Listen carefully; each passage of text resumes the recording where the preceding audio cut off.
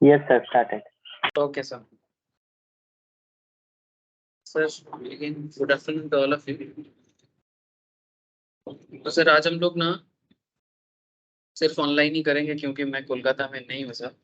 Next week से offline online दोनों mode ही चलेगा, बट इस वीक में हम लोग सिर्फ ऑनलाइन ही करेंगे। आई थिंक कल रिटर्न करेंगे, ठीक है।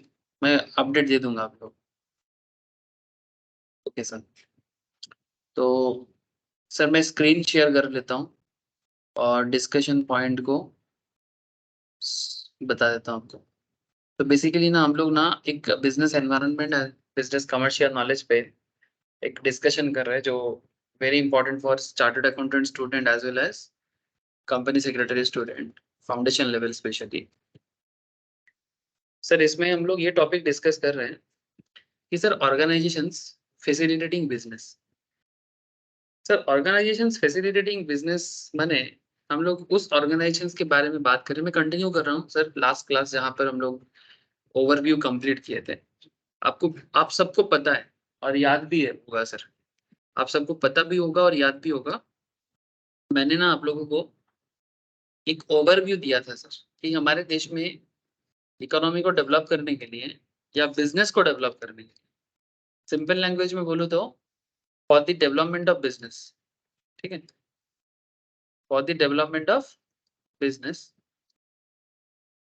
कुछ ऑर्गेनाइजेशंस है सर, उसमें कुछ फंडिंग इंस्टीट्यूशंस होते हैं और कुछ नॉन फंडिंग भी होते हैं। कुछ फंडिंग इंस्टीट्यूशन जो पैसा देके आपको बिजनेस बढ़ाने में हेल्प करते हैं और कुछ आपको फंड नहीं देता पर एडमिनिस्ट्रेशन कंट्रोल करके, लॉ एंड ऑर्डर मेंटेन करके, ठीक है, बिजनेस को डेवलप करने में हेल्प करता है। पैसा ही सब कुछ नहीं होता सर, उसको मैनेज करना भी एक तरीका होता है। जैसे आरबीआई, ठीक है, पैसा मैनेज करता है देश का। जैसे सेबी कंपनी मैनेज करता है, किसी को कैपिटल सपोर्ट नहीं देता, पर इसके बिना देश का बिजनेस पूरा अधूरा सा फील होता है। जैसे कंपटीशन कमीशन ऑफ इंडिया, इसके बारे में मैंने लास्ट दिन बहुत डिस्कशन किया था। फंडिंग में जैसे मानो इंश्योरेंस ऑर्गेनाइजेशंस, नाबार्ड जैसे इंस्टीट्यूशंस, ठीक है, ये सब डिस्कशन हुआ था। सर आज क्या होगा सर, मैं आप लोगों को उस दिन सेबी के बारे में थोड़े डिटेल्स बोला था, मैं आज थोड़ा आरबीआई के बारे में थोड़ा चर्चा को लेके जाऊंगा। चलो सर स्टार्ट करते हैं। এই সবাই মনে পড়ছে তো? আমরা এগুলি ডিসকাস করছিলাম তো নাকি? SEBI, RBI, CCI, IRDAI, NABARD, यही सब डिस्कशन हो रहा था, if I am not very wrong. Yes sir, बोलो। देखते हैं आप। हाँ, এগুলোই হচ্ছিল তো? Okay sir. Yes, sir. Okay sir, thank you sir. तो जैसे कि एक इंटरेस्टिंग, जैसे आरबीआई के बारे में अगर जानना हो तो बेस्ट इज दैट कि हम आरबीआई के साइड में भी 2 मिनट विजिट कर लेते हैं। सर ये आरबीआई का क्या है सर? ये आरबीआई का गवर्नमेंट का साइट है, मतलब वेबसाइट है, पोर्टल है, very important portal for all of us. Even recently मैं आपको एक इंटरेस्टिंग चीज बताता हूँ।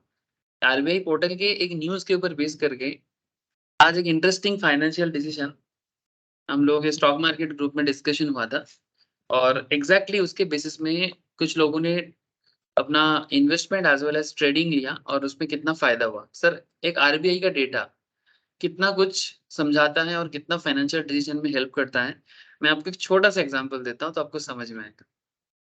मजाक नहीं कर रहा हूँ सर, अगर आप रिकॉर्डेड भी अवेलेबल है, आप लोग वहां पर भी देख सकते हो स्टॉक मार्केट का, ठीक है। ऐसे आप लोग, मुझे पता है आप लोग स्टॉक मार्केट में भी कोई हो नहीं, पर जब आओगे तो आपको और पता लगेगा। जैसे एक छोटा सा एग्जांपल मैं आपको देता हूँ, फिर मैं आपको डिटेल्स में समझाता हूँ कि आरबीआई क्या क्या करता है और फंक्शंस क्या है। ये तो मैं लास्ट दिन थोड़ा समझाया था, आज थोड़ा मैं डिटेल्स बोलूंगा। जैसे आरबीआई की वेबसाइट में मेरे को एक न्यूज पता चला था, ये यस्टरडे का न्यूज है, आप सबको दिखेगा sir, you all can see. Action against Bajaj finance limited under section 45L subsection 1B, ये रिजर्व बैंक ऑफ इंडिया का सेक्शन है। आप लोगों को यहाँ पर सेक्शन को दिमाग लगाने का जरूरत नहीं है, because this is not your area. जब आप लोग एडवांस लेवल में बैंकिंग लॉ वगैरह और पढ़ोगे आगे जाके, कभी मौका मिले तो तब जानना है। पर पढ़ने का तरीका वही है, जैसे हम लोग कंपनी लॉ पढ़ते हैं, बिजनेस लॉ पढ़ते हैं, सिस्टम इज सेम, बस हाँ ये अलग लॉ है। सर यहाँ पर आप देख सकते हो कि एक्शन अगेंस्ट बजाज फिनांस, ठीक है। तो बजाज फिनांस के ऊपर आरबीआई ने एक्शन लिया। बजाज फिनांस का कुछ प्रोडक्ट है कि बजाज फिनांस एक लेंडिंग कंपनी है, माने फाइनेंशियल इंस्टीट्यूशन है जो नॉर्मली लोगों को लोन प्रोवाइड करने का काम करता है, कंज्यूमर लोन।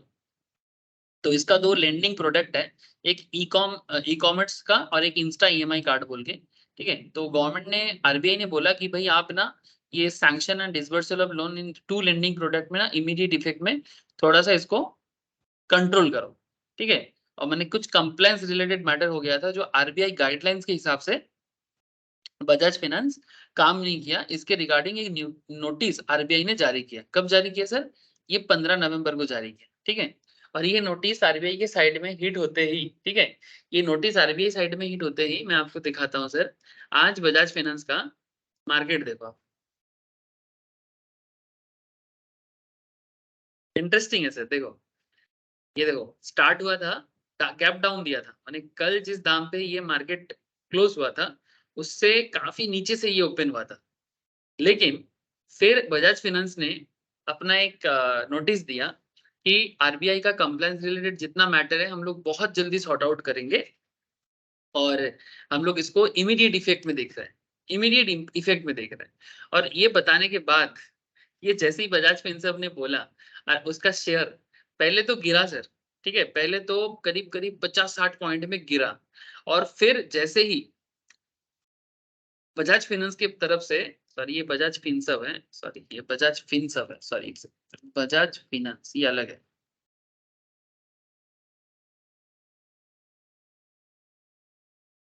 ये देखो, ये देख रहे हैं सर आप, ये 16 नवंबर है, ठीक है। आज सुबह देखो सर, ये सुबह 9:30 में मैं तब स्टॉक का ही क्लास ले रहा था, तब ये मार्केट पूरा गिरा। और फिर उसी टाइम पे एक मार्केट अपडेट आया जो बजाज फाइनेंस के कॉर्पोरेट के तरफ से दिया गया और ये बोला कि नहीं हम लोग आरबीआई की तरफ से जो प्रॉब्लम है इसको बहुत जल्दी शॉर्ट आउट करेंगे। तो स्टूडेंट ने क्या किया सर, 7080 में शेयर को बाय किया। और इसके बाद और उसमें काफी सारा और भी चीजें हैं, मैं अभी उसको बात में नहीं आना चाहता। बट अब जस्ट देखो 7080 में लिया शेयर को, और जैसे ही बजाज फाइनेंस की तरफ से कॉर्पोरेट लेवल अनाउंसमेंट आया और शेयर का दाम देखो कितना बड़ा सर, आज ही 7080 से 7361। Can you imagine sir, from 7080 to 7360, ठीक है। अब और क्या बोलूं मैं आपको, ठीक है। एक आरबीआई का एक छोटा सा डेटा, आप लोगों को लगेगा छोटा सा है डेटा, है ना, लोगों को वही लगेगा ना कि डेटा छोटा डेटा है।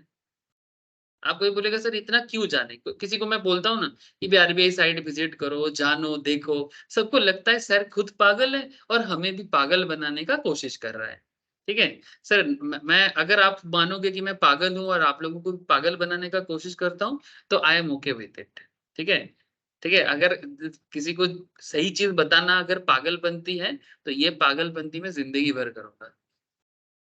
आप लोगों को ठीक लगे ना लगे पर मैं तो बोलूंगा। इसीलिए मैं आप लोगों को बस यही सजेशन हमेशा देता रहता हूँ कि ऑलवेज अपडेटेड रहो, ऑलवेज सही जगह पे अपना दिमाग लगाओ, सही जगह पे अपना इन्वेस्टमेंट दो, सही जगह में अपना रिसर्च बढ़ाओ, ठीक है, और आदत क्रिएट करो, ठीक है, एक डिसिप्लिन प्रैक्टिस क्रिएट करो। तो आप सोच भी नहीं सकते कि किस लेवल का डेवलपमेंट हर तरह से, देखो आप लोग कॉमर्स स्टूडेंट्स हो, चार्टर्ड अकाउंटेंट स्टूडेंट हो, कंपनी सेक्रेटरी स्टूडेंट हो, अगर आप लोग अपडेट नहीं रहोगे तो फिर कौन रहेगा? हाँ, नहीं हम सीए कर रहे हैं, लोगों को बताने के लिए थोड़ी कर रहे हैं, कुछ जानने के लिए ना, कुछ सीखने के लिए ना। हम सीएस पढ़ते हैं, अरे भाई क्यों पढ़ते हो सीएस? नौकरी वगैरह बाद में देखा जाएगा सर, वो तो कोर्स कंप्लीट होने के बाद ऐसे ही आपके पीछे आएगा। लेकिन जो इसका मेन पर्पस है अगर आप उसके साथ नहीं चलोगे तो फिर क्या फायदा? जो भी हो, मेरा काम है बताना, मैं बताता तो जाऊंगा सर। तो फिलहाल ना मैं आपको आरबीआई के काम को समझाने का कोशिश कर रहा हूँ। तो क्या आरबीआई यहाँ पर किसी को पैसा दे रहा था कि भाई आओ बिजनेस करने के लिए मैं तुमको फंड देता हूँ? ऐसा कुछ भी नहीं किया आरबीआई ने। आरबीआई बस जो भी बैंकिंग इंस्टीट्यूशंस है, फाइनेंशियल कंपनीज है, इनको बेसिकली ये बताना चाह रहा है कि भाई आप ठीक ठाक से काम करो, आप कंप्लायंस ठीक ठाक से लगाओ, आप अपना जो रिपोर्ट है उसको ठीक करो, जो मेरा रूल्स है उसको ना तोड़ो, ठीक है? तोड़ो ना दिल हमारा नहीं, तोड़ो ना रूल हमारा, ठीक है? वो एक गाना था ना, तू तारा, तोड़ो ना दिल हमारा। तो आरबीआई का गाना क्या है कि तू तारा, तोड़ो ना रूल हमारा। अगर रूल तोड़ोगे तो फिर मैं नोटिस दूंगा, ठीक है? और वो नोटिस तुम्हारे शेयर को हैम्पर करेगा, वो नोटिस तुम्हारे शेयर को हैम्पर करेगा। तो 15 नवंबर को नोटिस आया बजाज फाइनेंस के अगेंस्ट में। वो नोटिस बजाज फाइनेंस के शेयर प्राइस को फटाक से डाउन किया। 7,400 से शेयर का दाम गिर के इधर आ गया। 7,400 से शेयर का दाम नीचे गिरा और 7,080 में आके लटका। और फिर जब बजाज फाइनेंस में आज डायरेक्टर की तरफ से बोला गया कि नहीं, कंपनी अपना शॉर्ट आउट करेगा इमीडिएट इफेक्ट में, तो ये लोगों को अच्छा लगा और वो फिर से बजाज फाइनेंस का शेयर परचेज करना चालू किया। So that's a different concept, but I hope you understand कि एक न्यूज लोगों को पैनिक करा सकता है। एक न्यूज अगर लोगों को पैनिक करा सकता है, लोग आपका पैसा मैंने डूबेगा तो नहीं, पर आपका फाइनेंशियल डिसीजन मेकिंग में आपको इंपैक्ट देगा। एक न्यूज, एक कंप्लायंस का न्यूज, ऐसे और भी हजारों चीजें हैं। अब मैं आपको इसका इंपॉर्टेंस बताने का कोशिश कर रहा हूँ, जो कि चंद नोटों में समझा नहीं जा सकता। मैंने ऐसा नहीं कि चलो ये नोट पढ़ा देते हैं, आपको बहुत कुछ मैंने सिखा दिया। नहीं सर, मैं 4 नोट पढ़ा के आपको बहुत कुछ नहीं सिखा सकता। अगर आप इसको समझने का कोशिश नहीं करोगे, तो जिंदगी में कोई आपको कोई कुछ भी नहीं सिखा सकता। हाँ, मैं तो एक ज़रिया हूँ, कोशिश कर रहा हूँ मेरे तरफ से। बाकी कोशिश तो आपके ऊपर ही डिपेंड करेगा सर। ठीक है? चलो सर, वापस चलते हैं आरबीआई के डेटा पे। ये सवाल বুঝতে পারছে तो? अरे हाँ सर। हाँ sir. Sir, functions of RBI, ये मैं लास्ट दिन आपको बोला था कि मैं आज आपको बताऊंगा। ठीक है? अब देखो, एग्जाम का नैया भी पार कराना है और जिंदगी का भी। ठीक है? जिंदगी का माने फाइनेंशियल नीड सर। कॉमर्स पढ़ेंगे, फाइनेंशियल नीड को हम फिल करने का, खुद को भी और समाज का भी। माने आपके आस पड़ोस में जो है, रिलेटिव्स में, ठीक है, दोस्तों में, सबको ठीक करना है, सबको समझाना है। देश फाइनेंशियली नॉलेजेबल बनेगा ना, तो देश तरक्की करेगा, कर जाएगा सर। देखो, आरबीआई का प्रीएम्बल क्या है, इसी में सब कुछ लिखा है सर। प्रीएम्बल क्या होता है? किसी भी ऑर्गेनाइजेशन का जो मोटो होता है ना, पर्पस, ठीक है, मोटो माने पर्पस, ऑब्जेक्टिव, उसको ना एक शॉर्ट पॉइंट्स में लिखा जाता है, उसे प्रीएम्बल कहते हैं लॉ के लैंग्वेज में। तो आरबीआई का प्रीएम्बल आप सिर्फ किताब से ही क्यों, आप आरबीआई के वेबसाइट से भी जाके पढ़ सकते हो।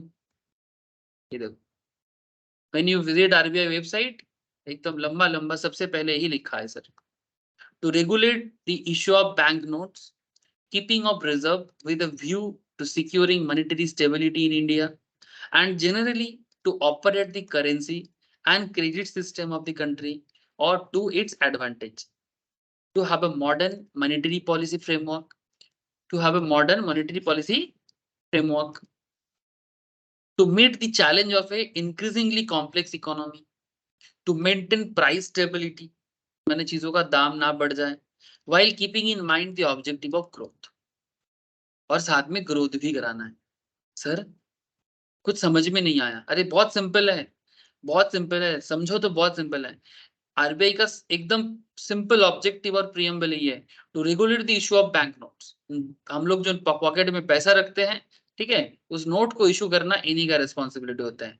Keeping of reserve with a view, और पैसा को रिजर्व भी रखते हैं ताकि मॉनेटरी स्टेबिलिटी बना रहे। पैसा मार्केट में कितना सर्कुलेट होगा, कितना सरकार के पास रहेगा, कितना मार्केट में वापस लाना है, ठीक है, कितना पैसा छापना पड़ेगा, वो सारा खेल इन्हीं के हाथ में। And generally to operate the currency, Indian market में जो भी करेंसी, करेंसी माने पैसा, ठीक है, नोट या कॉइन जो भी बोलो आप, तो generally to operate the currency and credit system, ये जो मार्केट में बैंकिंग सिस्टम चलता है ना, तो बैंकिंग सिस्टम के थ्रू से लोगों को लोन मिलता है, जरूरत के हिसाब से क्रेडिट मिलता है, क्रेडिट कार्ड के थ्रू से भी मिलता है।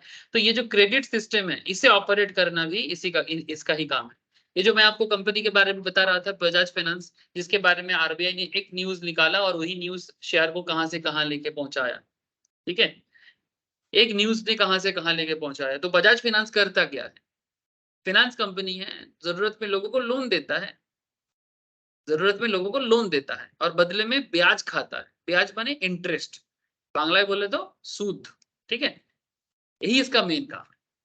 अब ये कंट्रोल देखो, किसी के पास पैसा होगा सूद देगा, अपनी मर्जी से चलेगा? नहीं सर, यहाँ पर अपना मर्जी नहीं, मर्जी तो आरबीआई का चलेगा। मर्जी बैंक का नहीं, मर्जी फाइनेंशियल कंपनी का नहीं, मर्जी आरबीआई का होगा।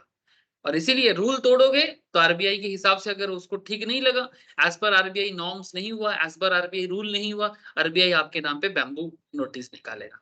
और एक नोटिस आपको हिला सकता है। ये तो फिर भी छोटा मोटा मैटर था, बड़ा बड़ा मैटर में ना ये तो फिर भी आज रिकवर कर गया, लेकिन कभी बड़ा प्रॉब्लम क्रिएट करेगा ना, ये शेयर धड़ाधड़ गिरता रहेगा।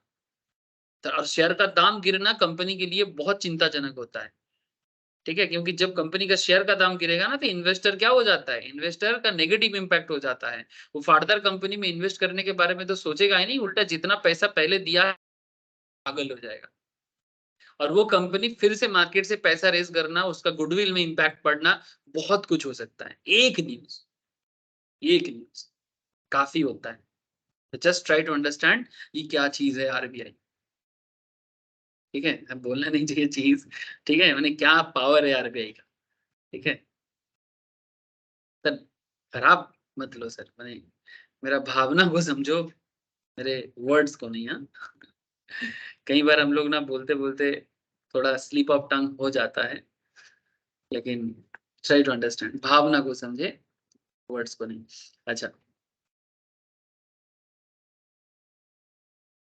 यहाँ पर नोट्स में जाता हूँ सर। चलो, तो वही बात जो यहाँ पर लिखा है, to regulate the issue of bank notes and keeping of the reserve with the view to securing monetary stability in India.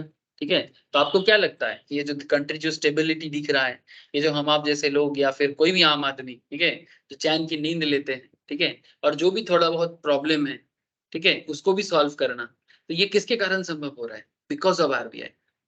Because of RBI. आजकल टीवी में अमिताभ बच्चन साहब ऐड देते हैं।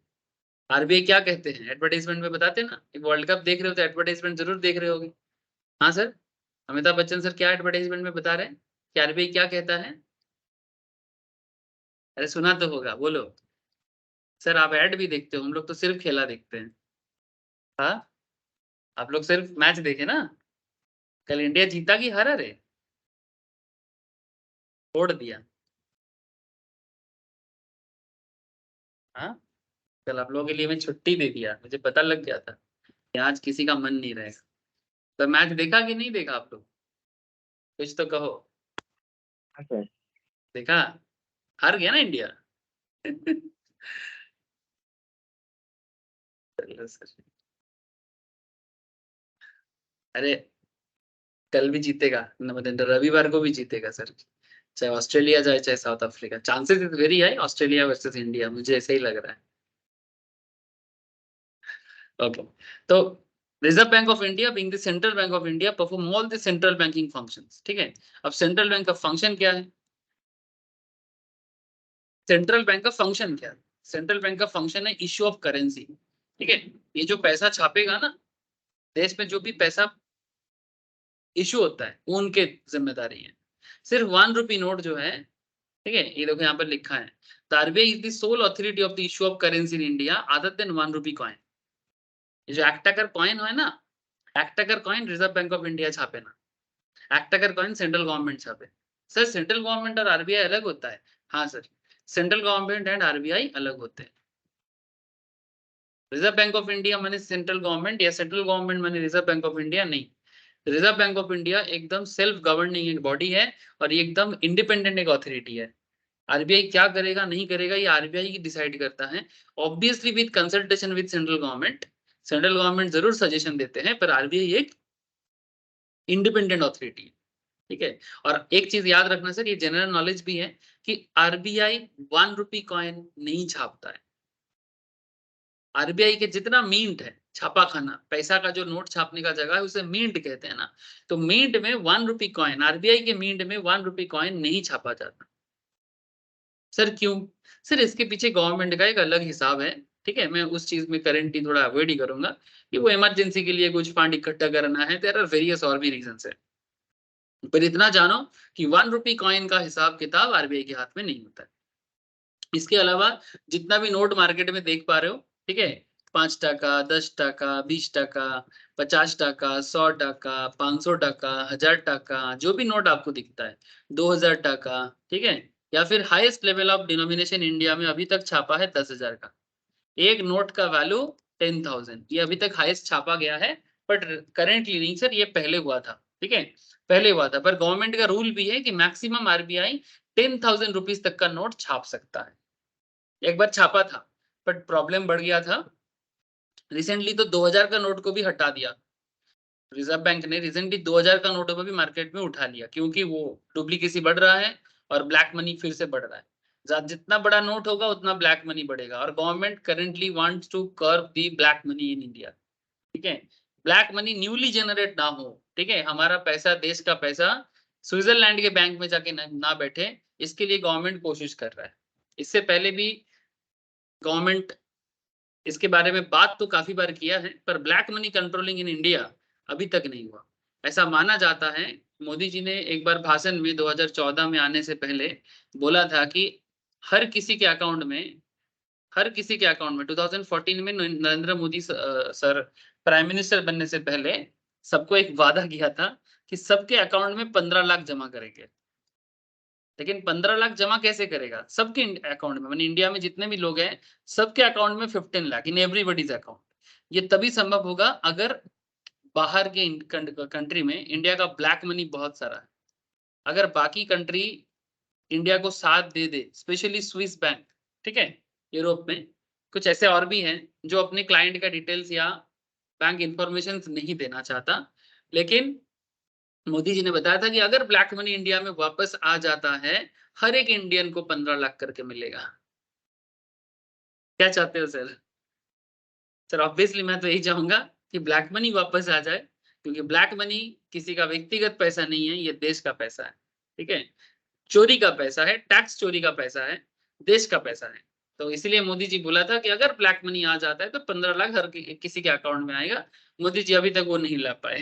अब इतना आसान भी नहीं है, इट्स नियरली इम्पॉसिबल टास्क है सर, कि कोई भी कंट्री क्यों अपना क्लाइंट का डेटा रिवील करेगा। वो कंट्री के पर्सनल रूल्स के अंदर आ जाता है ना, कि मैं अपने देश का बैंक अकाउंट का डिटेल्स किसी को क्यों शेयर करूं, इसमें दूसरे कंट्री का सोवरेनिटी पे क्या इम्पैक्ट पड़ेगा, किसी और को क्या फर्क पड़ता है। सबको तो अपना अपना फायदा चाहिए ना सर, सबको अपना अपना फायदा चाहिए, तो फिर कंपटीशन इज वेरी हाई। जो भी हो सर, বোঝা যাচ্ছে तो इशू ऑफ करेंसी। हाँ,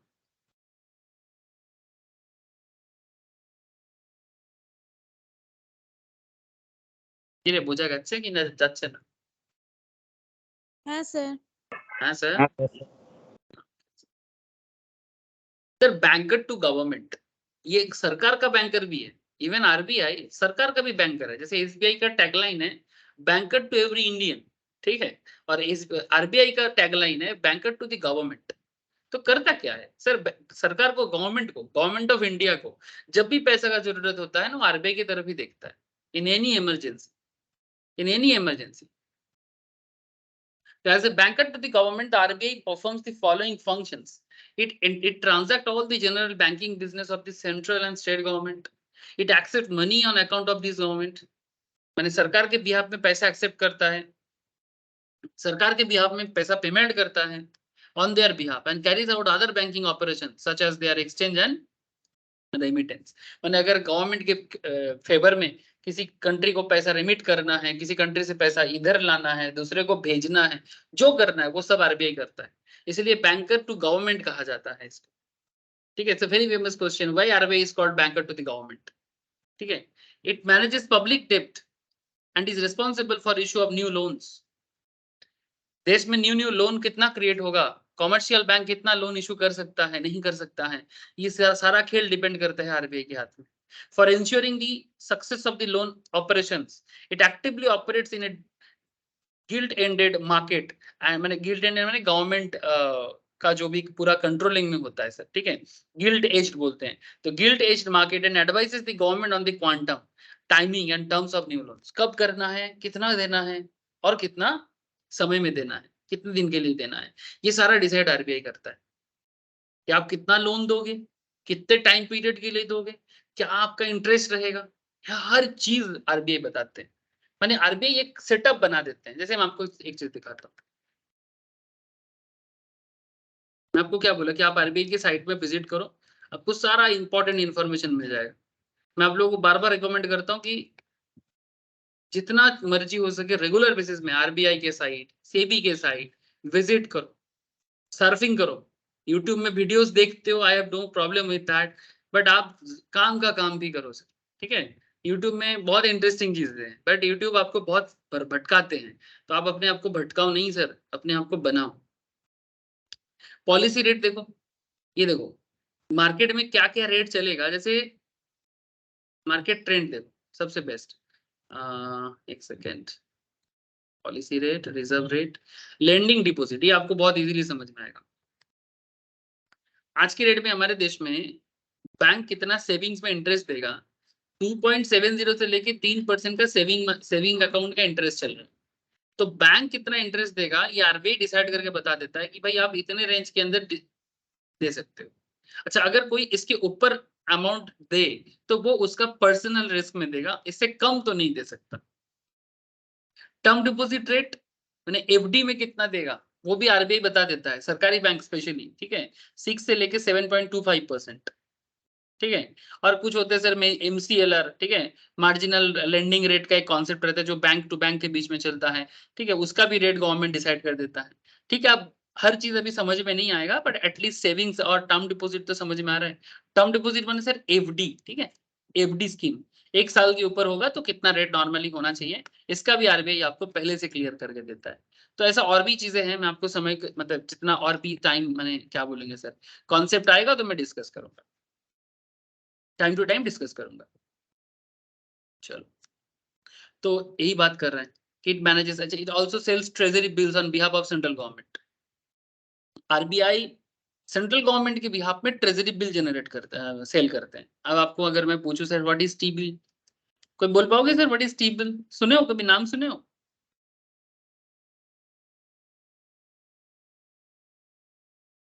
टी बिल क्या होता है, किसी ने नाम सुना है कभी? फुल फॉर्म होता है ट्रेजरी बिल, यानी इसको क्या करना चाहिए, खाए ना माथा है। हाँ सर, बंगाली में बड़ा फेमस एक वर्ड है, এটা কি করব খাবো না মাথায় দেবো, মানে जब कोई चीज समझ में नहीं आता है तो ऐसे बोलते हैं। आप लोग कभी सुने हो सर टी बिल?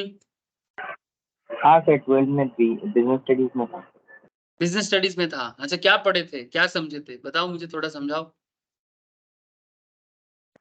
तो उतना याद नहीं। हाँ याद नहीं, कोई बात नहीं सर, वेरी ऑनेस्ट एक जवाब मिला मुझे कि सर याद नहीं है, कोई बात नहीं सर, सर याद रह जाएगा, अगर आप समझ जाओगे तो समझ याद आ जाएगा। सुनो,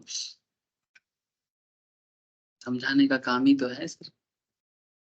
तो जैसे टी बिल के बारे में बताना है, फिर से मैं आरबीआई की वेबसाइट में जाऊंगा सर, आपका ना ये वेबसाइट और नोट्स इसके बीच में खेलना आप बंद करो। ओके सर, मैं कहाँ खेल रहा हूँ सर, हमें खिला रहा है ये देख सर, ये देखो, ये देखो 91 day T bills, 182 days T bills, 364 days T bills, दिख रहा है सबको? हेलो,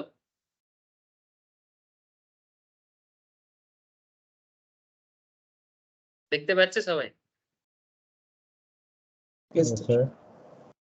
अब देखो इसमें रेट दिया है कि 6.93, 7.08, 7.12, ठीक है, ये परसेंटेज है, ठीक है, ये इंटरेस्ट रेट है, annual interest rate. So point is that कि गवर्नमेंट, अच्छा सबसे पहले ना आपको ये समझना पड़ेगा ट्रेजरी का मतलब क्या होता है। सर ट्रेजरी का मतलब होता है कि कोषागार, हिंदी में बोलते हैं क्या बोलेंगे, बंगाली में बोलते हैं कोषागार। कोषागार माने जहां पर पैसा जमा होता है, देश का पैसा, ठीक है, देश का पैसा जहां आता है उसको ट्रेजर बोलते हैं। जैसे घर में भी होता है ना ट्रेजर्स, तो ट्रेजर माने क्या, वो सिंदूक जिसके अंदर पैसा जमा होता है। तो गवर्नमेंट भी ना आपको सिंदूक में पैसा जमा करना है। अच्छा सरकार कहाँ इनकम करता है, देयर आर सर्टेन कंपनीज जो सरकार के बिहाफ में बिजनेस करता है और गवर्नमेंट उससे कुछ इनकम करते हैं। बट गवर्नमेंट का ऐसे देखो तो गवर्नमेंट अपना कुछ कमाता नहीं है। तो गवर्नमेंट क्या करता है, पब्लिक को बोलते हैं कि भाई आप टी बिल में ना पैसा दो, बदले में पब्लिक को इतना इंटरेस्ट मिल जाएगा। ठीक है। तो टी बिल में 91 डे टी बिल, अच्छा सिर्फ पब्लिक नहीं, कोई कंपनी भी दे सकता है, ठीक है। जैसे अगर कोई म्यूचुअल फंड्स का म्यूचुअल फंड फैक्ट शीट्स भी दिखाओ ना आपको, तो भी समझ में आ जाएगा।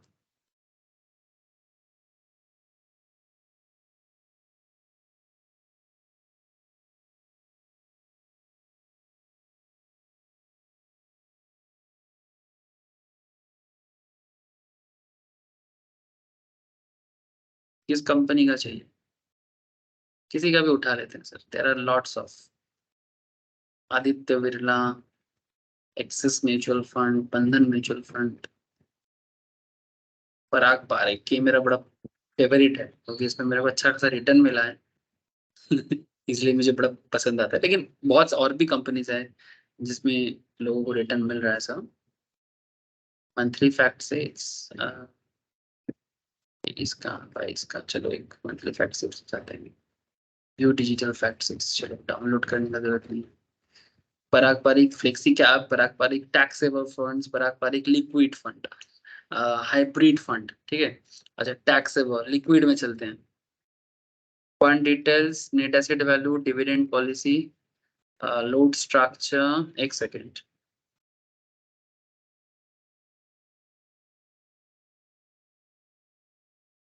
Value, asset allocation by class, मुझे यही चाहिए, मुझे यही चाहिए। Look at sir, look at ये जो फंड है इसमें कितना परसेंटेज ट्रेजरी बिल में जमा हुआ है, देखो।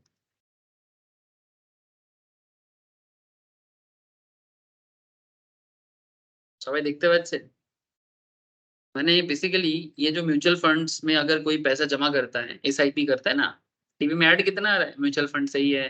आजकल एक ऐड दे रहे हैं वर्ल्ड कप के साथ साथ, एक दोस्त अपने दूसरे दोस्त को पूछता है कि भाई सोच रहा हूँ कुछ पैसा जमाना है, तो फिर वो दूसरा दोस्त बोलता है तो म्यूचुअल फंड में लगा दे। तो फिर वो और एक फ्रेंड सजेस्ट करता है कि, तो वो बोलते हैं कि भाई मैं ठहरा छोटा शहर का लड़का, मुझे म्यूचुअल फंड वगैरह क्या समझ में आएगा। तो बोलते हैं तू क्रिकेट स्टेडियम में खेलता है कि, तो बोलते हैं नहीं हम तो गली में खेलते हैं। वैसा ही क्रिकेट जैसे स्टेडियम में भी खेला जाता है, गली में भी खेला जाता है, म्यूचुअल फंड भी छोटा शहर हो या बड़ा शहर, छोटा गांव हो या बड़ा गांव, हर कोई खेल सकता है। तो बड़ा अच्छा एक कनेक्शन बनाया। तो वो अलग बात है, एडवर्टाइजमेंट में ही कर दिया सर एक बार, फ्री का एडवर्टाइजमेंट, ठीक है। अब मेरा थोड़ी ना ब्रांड वैल्यू है तो मुझे फ्री करना पड़ेगा so point is that sir कि ये जो म्यूचुअल फंड्स है, ठीक है, म्यूचुअल फंड्स में हम लोग पैसा जमा करते हैं। म्यूचुअल फंड वाले हमारे पैसे को लेके क्या करेगा, एसआईपी वगैरह को लेके, या फिर अब दो चीज होता है, एक होता है एसआईपी, एक होता है लमसम, ठीक है। तो आप लमसम करो, एसआईपी करो, अल्टीमेटली आप किस तरह का फंड चूज करते हो उसके ऊपर डिपेंड करता है कि आपका पैसा कहाँ जाएगा। अगर जैसे मैंने यहाँ पर चूज किया sir liquid fund, liquid fund मैंने जो पैसा आपको ना एक मॉडरेट रिटर्न देगा और बहुत जल्दी आप उसको ना मनी में कन्वर्ट कर सकते हो, तभी उसका नाम लिक्विड है। और इसने देखो इतना पैसा 79 to 80% पैसा ट्रेजरी बिल में डाला। बाकी कहाँ है, थोड़ा बहुत कॉर्पोरेट डेब्ट में है, कुछ सर्टिफिकेट ऑफ डिपॉजिट्स में है, गवर्नमेंट सिक्योरिटीज में भी है, कमर्शियल पेपर में है, और कुछ एफडीज वगैरह में पैसा जमा हुआ है। बट मैक्सिमम पैसा इसका ट्रेजरी बिल्स में है। ये सारे चीज ना फाइनेंशियल इंस्ट्रूमेंट कहते हैं। आप लोग अगर अच्छे से पढ़ाई करोगे ना तो आगे जाके ना ये सब चीज आप लोग अंदर से रिसर्च कर पाओगे, और यही सब कंपनी है जो आप लोगों के लिए वेट कर रहा है, ठीक है। क्योंकि फाइनेंस को जो समझेगा वो जाके आगे जाके ऐसे ऑर्गेनाइजेशंस पे काम करने का मौका मिलेगा, ठीक है। तो there are lots of opportunity. मैं कोशिश करता हूँ आपको पिक्चर दिखाने का, अब आपके ऊपर है सर, आप अपना पढ़ाई को कितने मेहनत के साथ कर रहे हो, क्योंकि मेहनत बहुत करना है तब जाके आप यहाँ पहुंच सकते हो। मैंने एक्चुअली ये कंपनी जॉब देने के लिए रेडी है, बट उसके लिए आपको बहुत मेहनत करना होगा। तो कहने का मतलब इतना सा था कि ये जो मैंने यहाँ पर ओपन किया, ये मुझे दिखाना था आपको कि भाई ट्रेजरी बिल में कौन पैसा लगाता है।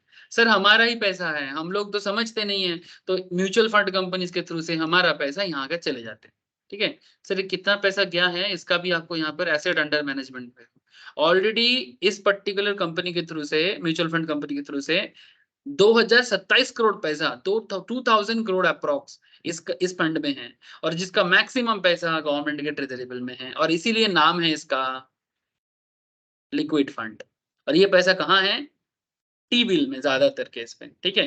अच्छा, टी बिल में होने के कारण क्या सुविधा होता है, और इसका नाम लिक्विड फंड ही क्यों दिया है, पारस्परिक लिक्विड फंड, नॉट जस्ट पारस्परिक, मैंने इस तरह का फंड को लिक्विड क्यों कहते हैं, बिकॉज देखो क्या लिखा है, an open ended liquid scheme relatively low interest rate risk and relatively low credit risk. मैंने आपको इतना रिस्क नहीं है इस फंड में, कंपेरेटिवली लो रिस्क है, इससे रिटर्न भी कम मिलेगा, लेकिन रिटर्न काफी सेफ हैंड में रहेगा, बहुत ज्यादा रिटर्न नहीं है पर काफी सेफ है। और देखो रिटर्न का परसेंटेज देखो, यहाँ पर आरबीआई की वेबसाइट में आपको पहले से ही बोल दिया है कि ट्रेजरी बिल 91 डेज का होता है, 182 डेज का होता है, 364 डेज का होता है। तो आपका पैसा, मेरा पैसा म्यूचुअल फंड के थ्रू से इतने इतने ट्रेजरी बिल के यहाँ पर जमा हो जाएगा, ठीक है। अब हम कुल मिला के म्यूचुअल फंड कंपनी सारा पैसा लेके इसको दे दिया, और बदले में ये फंड इतना परसेंटेज दे दिया। सर गवर्नमेंट क्या करेगा ये फंड को लेके, सर सरकार को कितने कामों में पैसा चाहिए, रोड बनाना है, स्कूल बनाना है, डिफेंस के लिए पैसा लेना है, ठीक है, बिजनेस करना है, दूसरे कंट्रीज के साथ इंटरनेशनल बिजनेस सेटअप क्रिएट करना है, there are lots of reasons. Government का पैसा का जरूरत क्या है पूछो ही मत, ठीक है। तो आप समझ पा रहे हो ना, तो गवर्नमेंट ये पैसा लेके अपने बिजनेस करेगा, अपना इंफ्रास्ट्रक्चर डेवलप करेगा, बदले में हमें आपको रिटर्न देगा। हम आप नहीं तो क्यों देंगे पैसा, माने हमारे जैसे लोग या आपके जैसे कोई भी, ठीक है, कोई भी क्यों पैसा देगा, और ये सेफ है, इसमें रिस्क बहुत कम है, उसका रेट भी डिसाइड आरबीआई करता है। कुछ समझ में आ रहा है सबको, बोलो सर, थोड़ा जवाब दीजिएगा सर, बीच बीच में, हाँ ना कुछ तो बोलिएगा सर। हाँ सर। ठीक है सर। तो अब और ऐसा बहुत रीजंस है, तो मैं जस्ट एक दो रीजंस के साथ आपको प्रैक्टिकल भी दिखाने का कोशिश किया कि देखो सर खेल कहाँ तक जा सकता है, ठीक है, ये खेल बहुत दूर तक जाएगा, ठीक है। अच्छा देखो, it also sells T-bills on behalf of central government. RBI also makes advance to central government and state government, which are repayable within 90 days from the date of the advance. ठीक है, RBI लोन भी देते हैं central government को। अच्छा, RBI also acts as an advisor to the government not only on policies concerning banking and financial matter, but also on a wider range of economic issues. ठीक है, including those in the field of planning and resource mobilisation, माने government किस तरह का plan करके चलेगा, resource को कैसे मोबिलाइज करेगा, मोबिलाइज माने चलाना, ठीक है, रिसोर्स को कैसे चलाना है, माने देश के अंदर क्या रिसोर्सेस है, कैसे जॉब क्रिएट करना है, कहाँ बिजनेस में इन्वेस्ट करना चाहिए, everything. It has a special responsibility in respect of financial policies and measures concerning new loans, agricultural finance, legislation affecting banking and credit and international finance। करता क्या नहीं। अब देखो, आप चाहो तो इसको ना बेसिक एक नोट बना के मैंने दिमाग में रख लो, ठीक है, कि शॉर्ट नोट्स हो गया बैंकर्स टू गवर्नमेंट का, लेकिन अगर आप इसको फील कर सकते हो, ठीक है, और ये आपको इतना रियल लाइफ में काम आएगा आप इमेजिन नहीं कर सकते। तो मैं आपको बस यही सजेस्ट कर रहा हूँ कि आप इसको ना एक नोट पढ़ने की तरह नहीं देखो, ठीक है। ये जो मुकुस्त नोट मुकुस्त करने का जो ये एटीट्यूड आ गया ना सर सोसाइटी में, ये सोसाइटी को डुबाएगा, खुद भी डूबेगा और सबको डूब लेके डूबेगा। ये मुकुस्त विद्या का एटीट्यूड छोड़ दो प्लीज सर। अगर चार्टर्ड बनना है, सीएस बनना है, ठीक है, तो आप भीड़ से अलग हो जाओ, और भीड़ से एक ही कारण से अलग हो सकते हो, ये लाइन नहीं है, लाइफ की तरह सोचो, इट्स नॉट अ लाइन, ये सिर्फ लाइन नहीं है, लाइफ है, ये जिंदगी है, ये आपका जिंदगी का फाइनेंशियल डिसीजन मेकिंग का पार्ट है सर। आप इसको ना प्लीज, इसको ना मैंने जस्ट थ्योरी की तरह, नोट की तरह, प्लीज इसको ऐसे ट्रीटमेंट ना दो। Okay sir, bankers to government हो गया। अच्छा, बैंकर्स बैंक भी कहते हैं इसको, बैंकर्स बैंक, चलो मजा का पॉइंट है। बैंकर्स बैंक क्यों, क्योंकि बैंक को भी तो पैसा चाहिए होता है ना, वो भी आरबीआई से आता है। RBI has been vested with extensive power to control and supervise the commercial banking system under the Reserve bank of India Act 1934 and banking regulations act 1949। तो there are two act basically. अगर आप लोग आगे जाके banking system में interested रह जाओगे ना, तो आपको ये सब एक्ट पढ़ना पड़ सकता है। तो Reserve bank of India Act 1934 Reserve bank of के चलाने के बारे में बात करता है, and BR act banking regulations के बारे में बात करता है। All the scheduled bank, scheduled माने जो सरकार के खाते में आरबीआई के पास लिस्टेड है, उसे शेड्यूल्ड बोलते हैं। There are two types of bank mainly operated in India, एक अनशेड्यूल्ड, एक शेड्यूल्ड। तो अनशेड्यूल्ड आरबीआई रजिस्टर्ड नहीं होता, और जो शेड्यूल्ड होता है आरबीआई रजिस्टर्ड होता है। तो हमेशा एज ए जनरल पब्लिक या general citizen of this country we all must know कि शेड्यूल्ड बैंक कितना है, और उस शेड्यूल्ड बैंक में सर मैंने गवर्नमेंट किस तरह से उसको कंट्रोल कर रहा है। तो all the scheduled bank are required to maintain a certain minimum cash reserve ratio with the RBI against their demand and time liability. Sir, there is a concept of demand and time liability. Sir, demand liability क्या होता है? Anyone? Any idea? Demand liability क्या होता है और time liability क्या होता है?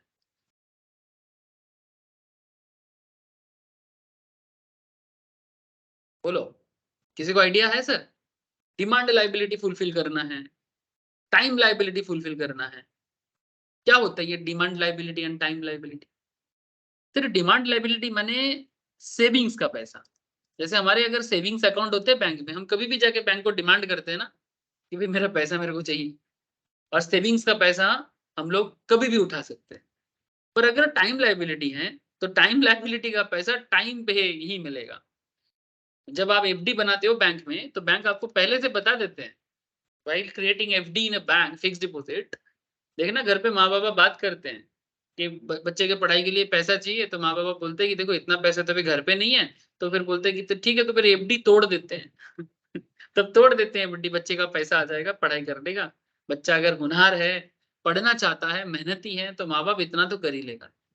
लेकिन बच्चा होनहार नहीं है, अच्छा अगर होनहार ना भी होता है तो भी माँ बाप करते हैं, ठीक है। माता पिता हमेशा चाहते हैं कि उसका बच्चा जिंदगी में कुछ करे, ठीक है, जिंदगी में कुछ अच्छा करे, ठीक है, क्योंकि माँ बाबा ना जिंदगी भर किसी के साथ नहीं रहता है, इसलिए वो हमेशा चाहते हैं कि मेरे जाने के पहले मैं अपने बच्चे को एक मेहनती, एक हंसता खेलता, और क्या बोले सर, एक अच्छा अर्निंग पर्सन देख के जाऊं, तो फिर चैन की नींद मिलता है। ये हर माँ बाप का ख्वाहिश होते हैं सर, ठीक है। इसीलिए माँ बाबा आप लोगों को बोलते हैं कि बेटा कुछ कर ले बेटा, बेटा कुछ कर ले बेटा, ठीक है। आप लोग जब बदमाशी करते हो, ठीक है, बहुत लोगों का फेस्टिव अभी भी चल रहा है मन में, अभी भी ऐसे दिवाली खत्म नहीं हुआ, दुर्गा पूजा खत्म नहीं हुआ, ऐसा मन ही मन में अभी चल रहा है, घंटी बज रहा है अंदर ही अंदर, ठीक है ठीक है, टैंग टैंग करके घंटी बज रहा है, तो घंटी को बंद करो, अभी बहुत हुआ, अब फिर से सीरियस हो जाओ, अपनी पढ़ाई में आ जाओ सर, ठीक है। क्योंकि अल्टीमेटली माँ बाप डांट भी रहे हैं ना आप लोगों को कि बेटा पढ़ाई नहीं कर रहा है, हाँ, दोस्त लोग अभी फोन कर देता है, अभी निकलना है, अभी इधर जाना है, अभी उधर जाना है, तो थोड़ा अभी कम करो सर, क्योंकि बाकी लोगों से आप लोग थोड़ा अलग हो, इसीलिए बोल रहा हूँ, क्योंकि आप लोगों का ऑब्जेक्टिव बड़ा है, ट्राई टू अंडरस्टैंड। तो टाइम लाइबिलिटी क्या होता है सर, ये बैंक में बड़ा एफडी होता है, जो बैंक का नॉर्मली 1 ईयर, 5 ईयर, ठीक है। अगर 5 साल का एफडी है तो जब तक 5 साल नहीं होगा बैंक आपको देगा नहीं, अच्छा देगा, लेकिन तब इंटरेस्ट काट के या फाइन लगा के एफडी तोड़ा जा सकता है, पर इन दैट केस पेनल्टी लग जाएगा।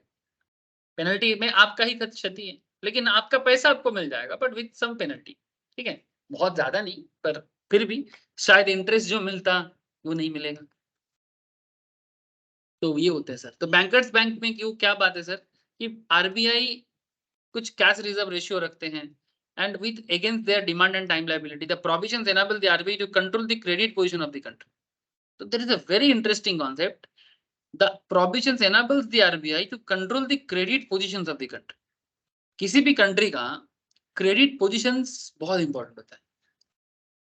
क्रेडिट पोजीशंस क्या होता है, क्रेडिट पोजीशंस में आपको 2 मिनट में समझाने का कोशिश करूंगा, ठीक है। RBI provides financial assistance to the scheduled banks and state cooperative banks in the form of discounting of eligible bills and loans and advances against approved securities. The RBI also conducts inspection of commercial banks and calls of returns and other necessary information from banks. माने RBI अपने हिसाब से जो भी rules है उसके हिसाब से कॉमर्शियल बैंक्स, अच्छा कॉमर्शियल बैंक्स क्या होता है सर, कॉमर्शियल बैंक माने जिस बैंक में हम लोग विजिट करते हैं रे बाबा, कमर्शियल बैंक माने जिसमें हम लोग जाते हैं, एसबीआई में, सेंट्रल बैंक ऑफ इंडिया में, एक्सिस बैंक में, प्राइवेट भी है और सरकार का भी है, एक्सिस हो गया, एचडीएफसी हो गया, आईसीआईसीआई हो गया, आईडीएफसी हो गया, ठीक है, इंडियन बैंक हो गया, आप लोग और भी जानते हो, पीएनबी हो गया, बैंक ऑफ बड़ौदा हो गया, ठीक है, क्या बाकी है, इंडियन ओवरसीज बैंक हो गया, और भी बहुत है, नाम बताओ, यस बैंक हो गया, और बताओ जो मैंने नहीं बोला, एक बैंक का नाम बताओ। यूको बैंक, हाँ यूको बैंक हो गया, वेरी गुड सर, और बताओ। यूनियन बैंक है, इंडियन बैंक लिखा बंधन मैंने, ये बैंक। देखो, हाँ बंधन बैंक, वेरी गुड सर, बंधन बैंक, और बताओ जो मैंने नहीं लिखा। कैनरा बैंक। कनारा बैंक, वेरी गुड सर, जो मैंने नहीं लिखा। और क्या है?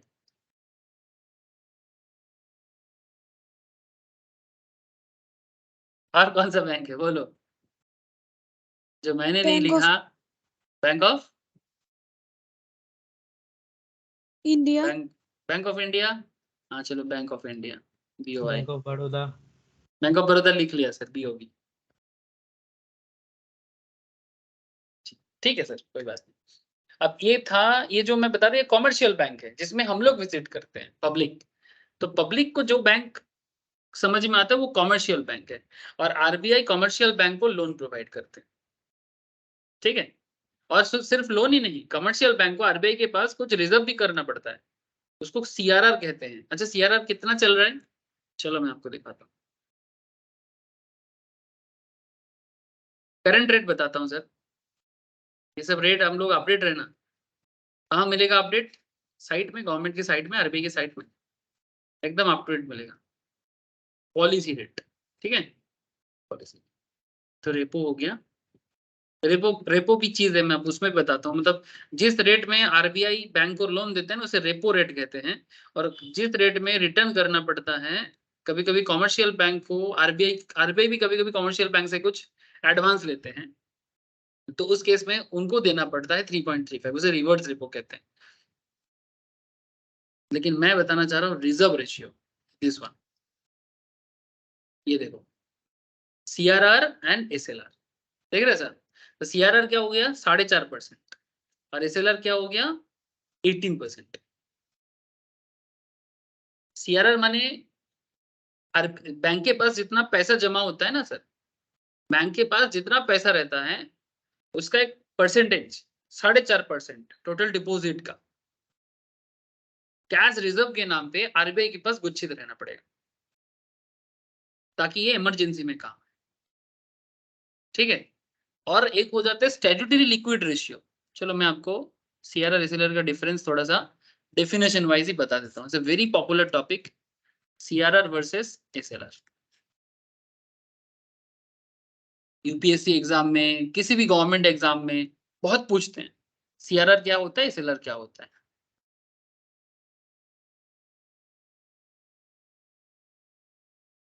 CRR स्टैंड्स फॉर कैपिटल नहीं, ये दिस इज द डिफरेंस, ये नहीं है, एक सेकेंड, वो अलग है।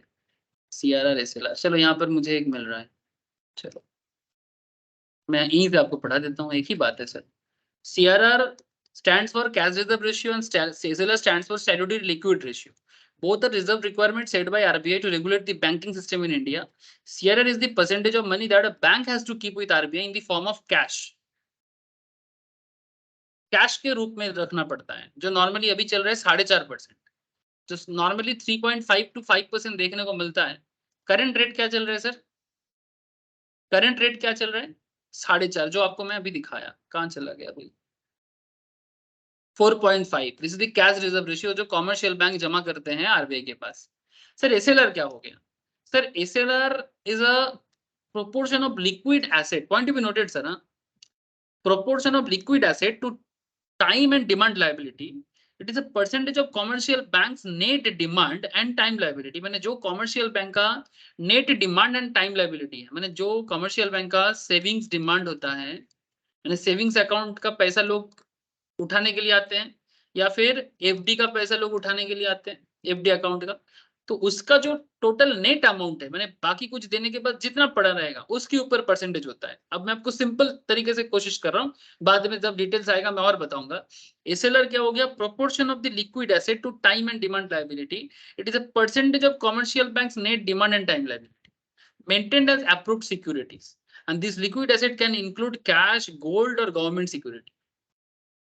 तो बैंक क्या करता है, अपना टोटल जो उसका सेविंग्स एंड FD का पैसा उसके पास है, नेट पैसा जो है, उसके ऊपर बेस करके 18% के आसपास जो करंट रेट चल रहा है, करंट रेट है 18%, 18%, ये RBI के पास जमा रखते हैं, लेकिन डायरेक्टली नहीं, मेंटेन्ड एज अप्रूव्ड सिक्योरिटी। कैसे जमा करेगा? कैश के रूप में नहीं, या तो गोल्ड में, या तो कैश में, या फिर गवर्नमेंट सिक्योरिटीज के रूप। ये भी एक तरह का मैंने फाइनेंशियल एसेट्स होते हैं, गवर्नमेंट सिक्योरिटी। पब्लिक इसमें भी पैसा जमा करते हैं, गवर्नमेंट सिक्योरिटी। तो वो क्या होगा, अगर कभी भी कोई इमरजेंसी क्रिएट हो जाए ना, तो वो गवर्नमेंट सिक्योरिटी तोड़ के ना पैसा वापस कर दिया जाता है, ठीक है। गवर्नमेंट सिक्योरिटी को तोड़ के पैसा वापस मिल जाता है, ये फायदा होता है, ये फायदा होता है एसएलआर का।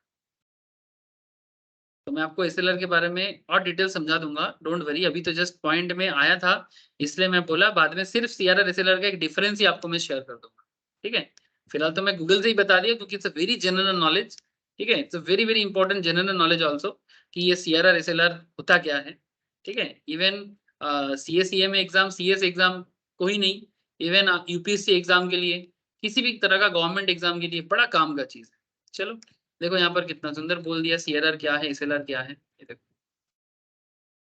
CRR is the percentage of money which the bank has to keep with the Central Bank of India in the form of cash, and the SLR क्या होता है? The bank has to keep a certain percentage of their net time and demand liability in the form of liquid asset. अब liquid asset क्या है? जैसे कि government security, जैसे कि कैश भी हो सकता है, गोल्ड भी हो सकता है। अच्छा, लिक्विड एसेट का मतलब क्या? सर लिक्विड माने कोई ऐसा कोई पानी की तरह होगा क्या? अरे नहीं, एसेट में लिक्विड का मतलब होता है जिसको जल्दी जल्दी कैश में कन्वर्ट किया जा सकता है, जिसको जल्दी जल्दी कैश में कन्वर्ट किया जा सकता है। जैसे इलिक्विड एसेट, जैसे मानो लैंड, बिल्डिंग, ठीक है, फर्नीचर, इसको आज बोलने से ही कल इसको सेल करके पैसा नहीं मिलेगा, टाइम लगता है। But cash, gold, government security, you can easily convert these assets into cash. जैसे गवर्नमेंट सिक्योरिटी पे भी इन्वेस्टमेंट होता है, ये गवर्नमेंट इशू करता है, पब्लिक गवर्नमेंट को पैसा देता है। जैसे ट्रेजरी बिल जैसे था ना, वैसा ही है, बट ये थोड़ा लंबा समय के लिए हो सकता है, ठीक है। जैसे यहाँ पर मैं आपको मार्केट ट्रेंड में चलता हूँ, यहाँ पर जैसे टी बिल भी था, यहाँ पर देखो गवर्नमेंट सिक्योरिटीज भी था, दिख रहा है? ए देखते बच्चे सब भाई?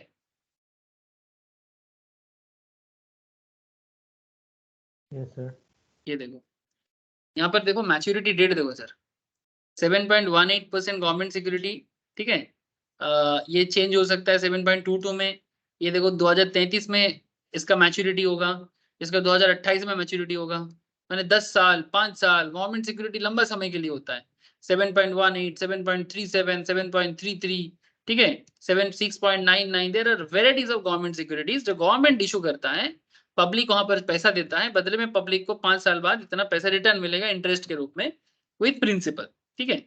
और तो बैंक भी इस तरह का जगह में इन्वेस्ट करके रखता है। तो गवर्नमेंट सिक्योरिटी मानो बैंक के पास है खुद का, अब वो गवर्नमेंट सिक्योरिटीज बैंक क्या करेगा, आरबीआई को जमा कर देगा कि अगर मैं किसी कारण से कुछ प्रॉब्लम में फंस गया तो ये गवर्नमेंट सिक्योरिटीज के बदले आप मेरे को पैसा दे देना। तो ये सब बेसिकली क्या है, ये सेफ्टी सिक्योरिटी है, stability of the economy maintain करने के लिए आरबीआई ये सब रूल बना के रखा है, ठीक है। आई होप हल्का समझ में आ रहा है सर, पूरा समझ में शायद नहीं आ रहा होगा, क्योंकि इसलिए ना आप लोगों का stock market, financial market related जो प्रैक्टिकल चीजें हैं वो भी सीखना पड़ता है, पर फिलहाल जितना जरूरी है मैं बताने का कोशिश कर रहा हूँ सर। देखो, अच्छा, reserves in the form of cash, cash other than asset like gold, government securities, central and state government securities. Effect क्या है, it control excess money flow in the economy. CRR करने से क्या होता है, ये जो बैंक बैंक माने कमर्शियल बैंक, जितना नाम आप लोगों ने अभी मेरे साथ लिया, कमर्शियल बैंक अगर आरबीआई के पास सीआरआर जमा कर देते हैं, जैसे कि करेंट रेट है 4.5, एसएलआर का क्या रेट है 18%, तो अगर कमर्शियल बैंक सीआरआर जमा कर देता है ना, तो आप इतना समझो कि मार्केट में पैसा कम हो गया। माने पब्लिक जब लोन लेने के लिए कहाँ जाएगा, आरबीआई में जाएगा कि कमर्शियल बैंक के पास जाएगा? पब्लिक लोन लेने कहाँ पहुंचते हैं, आरबीआई के पास कि कमर्शियल बैंक के पास? Commercial banks. कमर्शियल बैंक्स के पास। अब कमर्शियल बैंक्स के पास मानो 1 करोड़ था, चलो थोड़ा कम कर देता अमाउंट, मानो 1 लाख रुपया है एग्जाम्पल के रूप में। अब अगर 4.5% आरबीआई के पास है, तो 1 लाख का 4.5%, ठीक है, 1 लाख का 4.5% बैंक के पास है नहीं। तो अब पब्लिक जब जाएगा तो बैंक बोलेगा भाई मैं इतना लोन नहीं दे सकता, ठीक है, क्योंकि मेरे पास पैसा कम है। तो क्या हो जाएगा, मार्केट में एक्सेस मनी का फ्लो कम हो जाएगा।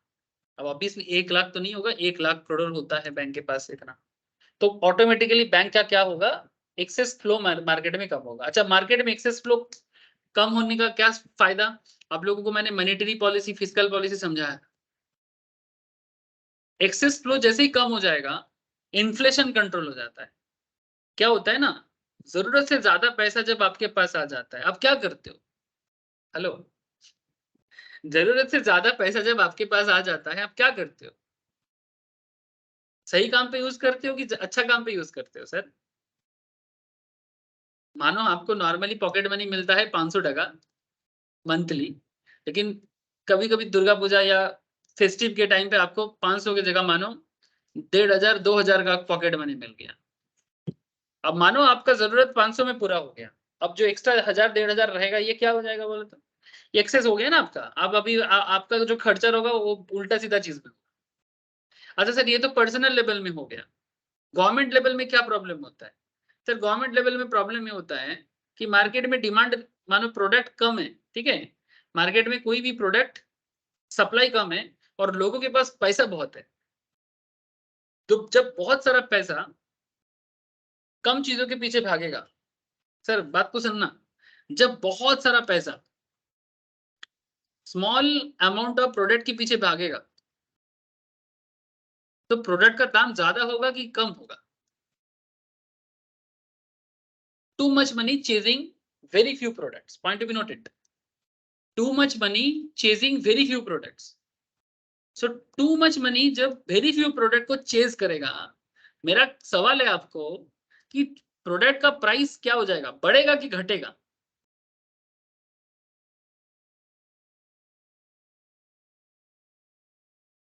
सर बढ़ जाएगा। तो समझ रहे हो सर? तो उसमें क्या होगा, धीरे धीरे अगर ऐसा होता जाए तो इन्फ्लेशन हो जाएगा, महंगाई हो जाएगा। अब महंगाई में प्रॉब्लम है, रिच लोगों का प्रॉब्लम तो ठीक है वो कंट्रोल कर सकता है, बट गरीब लोगों का प्रॉब्लम हो जाता है ना? तो गवर्नमेंट जब भी देखेगा कि मार्केट में महंगाई बढ़ रहा है, वो सीआरआर को बढ़ा देगा। सीआरआर बढ़ेगा, बैंक के पास से लोन में कम आएगा, मार्केट में लोन कम हो जाएगा, लोगों के पास पैसा का फ्लो कम हो जाएगा, ऑटोमेटिकली प्रोडक्ट प्राइस कंट्रोल हो जाएगा। समझ रहे हो सर? देश चलाना एक बहुत बड़ा इंजीनियरिंग है। देश चलाना, बिजनेस चलाना, कंट्री को चलाना, स्टेट को चलाना एक बहुत बड़ा इंजीनियरिंग है। ये किसी को भी जगह नहीं दे सकते। बात अनपढ़ गंवार का नहीं है, बात समझदार लोगों का है। सिर्फ डिग्री से भी देश नहीं चलता, मतलब किसी के पास बहुत डिग्री है उसको देश चलाने दे दो, नहीं नहीं। Matter is not about degree, matter is about policy making and applications also. ठीक है, हम लोग क्या करते हैं ना, किसी को भी बिठा देते हैं, अरे गहरे नथु कह रहे, there is a problem. Educational background जरूरी है, उससे भी ज्यादा जरूरी है उस पर्टिकुलर इंडिविजुअल का प्रैक्टिकल नॉलेज, वो कितना समझता है। ठीक है, हम लोग ऐसे भी देखते हैं सर, पढ़ा लिखा लोग बैंकरप्टेड हो जाते हैं, पर अनपढ़ गंवार फैमिली को बड़ा अच्छा बैलेंस करके चला लेता है। तो it's not about degree, it's about real knowledge. ये बात लोगों को समझना पड़ेगा। ठीक है, डिग्री के साथ प्रैक्टिकल नॉलेज बेस्ट कॉम्बिनेशन है। ठीक है sir, maintained with RBI, bank पैसा कहाँ रखेगा? आरबीआई के पास। Regulate liquidity in the economy, interest on reserve, banks don't earn any interest on amount deposited in CRR. अच्छा, एसएलआर में क्या है? It helps meeting out unexpected demand of any depositor by selling the bonds. कभी कभी ना unexpected demand create होते हैं market में, तब ये क्या होगा, ये जो एसएलआर में जो बैंक जमा रखा था ना स्टैट्यूटरी लिक्विड रेशियो के रूप में, उसको सेल करके अनएक्सपेक्टेड डिमांड को फुलफिल किया जा सकता है। और ये कहां मेंटेन होगा? आरबीआई के पास नहीं, ये बैंक अपने पास ही रखेगा, लेकिन आरबीआई कंट्रोलिंग पे। तो ये क्या रेगुलेट करेगा? ये मार्केट में क्रेडिट ग्रोथ को रेगुलेट करता है, मार्केट में एक प्रॉपर लोन क्रिएशन प्रोसेस को मेंटेन करेगा। Banks can earn interest on SLR, SLR के ऊपर बैंक इंटरेस्ट अर्न करता है, क्योंकि वो गवर्नमेंट सिक्योरिटीज वगैरह में पैसा रखते हैं ना। मैंने जैसे हम लोग भी गवर्नमेंट सिक्योरिटीज में पैसा रख सकते हैं। सर कैसे? सर मैं आपको कितना सारा चीज दिखाया अभी। अभी मैं आपको पराग पारिक म्यूचुअल फंड्स कंपनी का दिखा रहा था ना, उसमें आपने देखा ना कि उसने टी बिल में पैसा रखा, उसने गवर्नमेंट सिक्योरिटीज में भी पैसा रखा था। आपने अगर शायद नजर नहीं दिया होगा तो मैं आपको बता दूं, मैं आपको अभी एक फंड चेक करा रहा था, पारंपरिक लिक्विड फंड, या फिर चलो फ्लेक्सी कैप में देखें, कहीं पर भी बोलो मैं दिखा दूंगा आपको। इंडस्ट्री एलोकेशंस, ये देखो, अच्छा ये शेयर में ज्यादा है, इसका शेयर में ज्यादा है। अगर मैं इसको 2020 के लोड स्ट्रक्चर, एक सेकेंड, टैक्स सेवर्स में देख सकते हैं सर, पोर्टफोलियो डिस्क्लोजर, देखो कहाँ कहाँ ये फंड में पैसा रखा है, ये तो बहुत हेल्प करता है। ये देखो सर, आईसीआईसीआई बैंक सीडी में है, एचडीएफसी बैंक में ट्रिप्स में है, नेट करंट एसेट्स में है। अच्छा इसमें ज्यादा नहीं दिख रहा है, लिक्विड में ही ज्यादा दिखता है नॉर्मली, इसलिए मैं लिक्विड उठा के बात कर रहा था। नेट एसेट वैल्यू एलोकेशन, ये देखो, ये जो इसका जो फंड था इसमें जो 2000 करोड़ था, इसमें देखो गवर्नमेंट सिक्योरिटी में 3.70 करोड़। तो क्या होता है ना, बैंक भी अपना पैसा गवर्नमेंट सिक्योरिटीज में देगी, और इसमें क्या होगा, सरकार के पास गवर्नमेंट सिक्योरिटीज का पैसा है, लेकिन ये पैसा फेलियर नहीं होता है, क्योंकि गवर्नमेंट कभी फेलियरिटी नहीं करता है, करता नहीं है। इसका मतलब ऐसा है कि जब कंट्री एक प्रॉपर सिस्टम में चलता है तो फेलियरिटी का चांसेस वेरी लो, वेरी।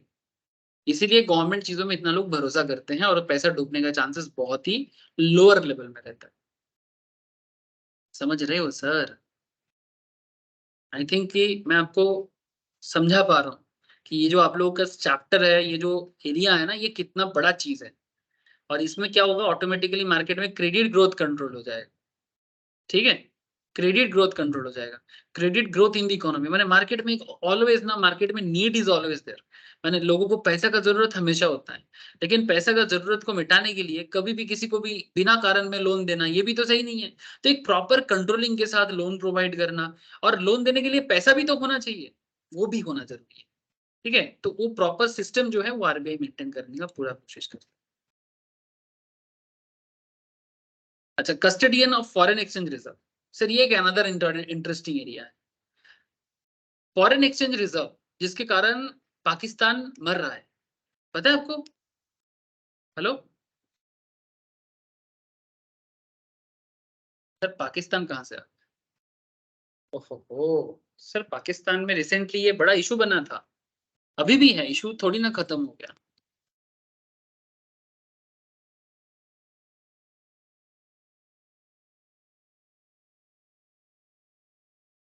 अच्छा, फॉरेन एक्सचेंज बाई कंट्री भी आप चेक कर सकते हो, आईएमएफ के साइट में जाके भी चेक कर सकते हो।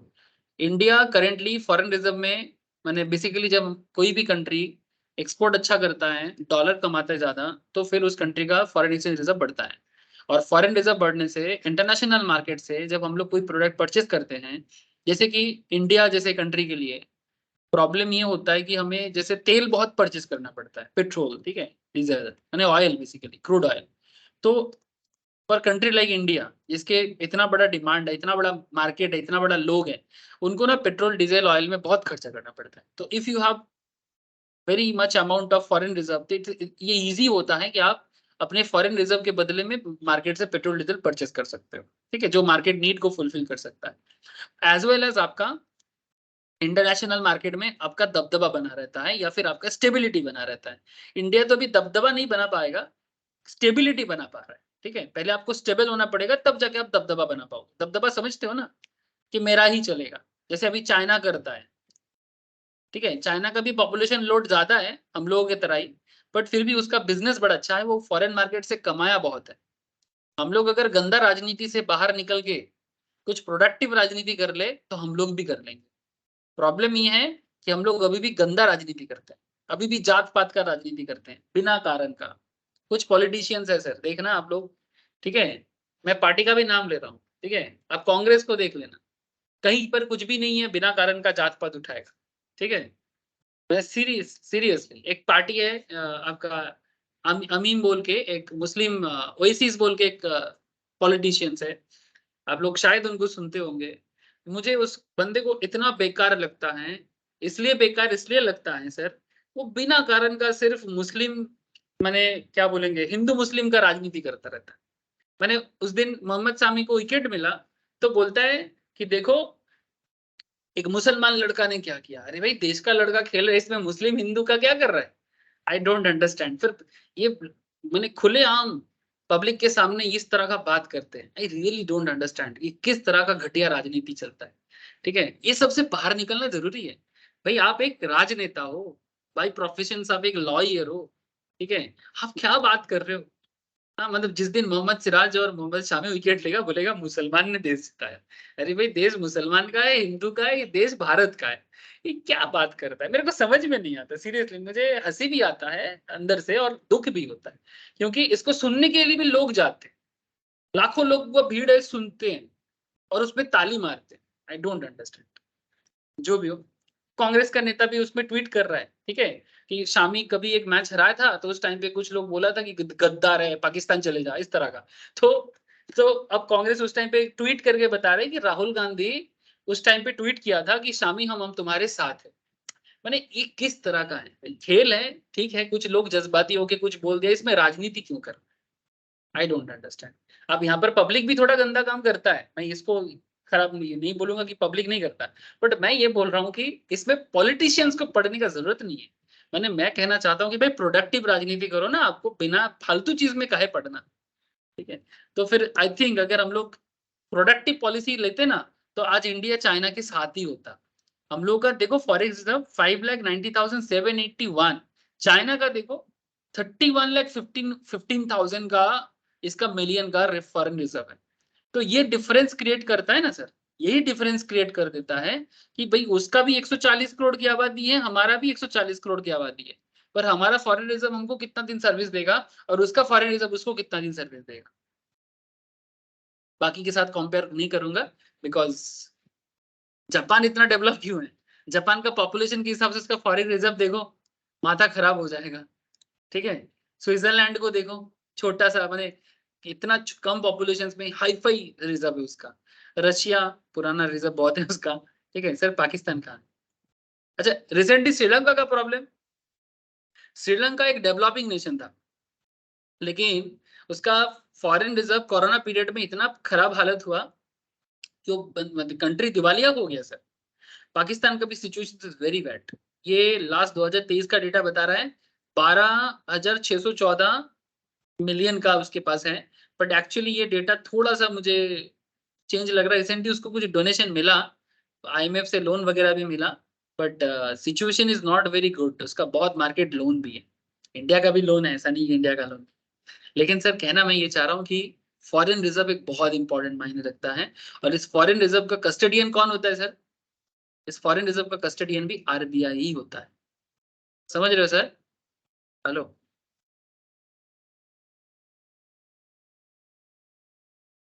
এই সবাই বুঝতে পারছে কি পারছে না বলো? Yes, sir. Yes, sir. Yes sir. हाँ सर। यस हाँ सर। अरे वाह, बहुत आवाज आ रहा है, बहुत ज्यादा समझ में आ गया लग रहा है। Okay sir. अच्छा, तो फिर इसका कस्टडी मैंने इसका पूरा मैनेजमेंट भी जरूरत है। अच्छा, कंट्रोलर ऑफ क्रेडिट, ठीक है, मैंने हाउ RBI कंट्रोल क्रेडिट। चलो क्रेडिट क्रिएशन थोड़ा समझते हैं, तो कंट्रोलर ऑफ क्रेडिट भी आपको समझ में आ जाएगा। चलो मैं आपको थोड़ा इंडियन बैंकिंग सिस्टम में लेके चलता हूँ।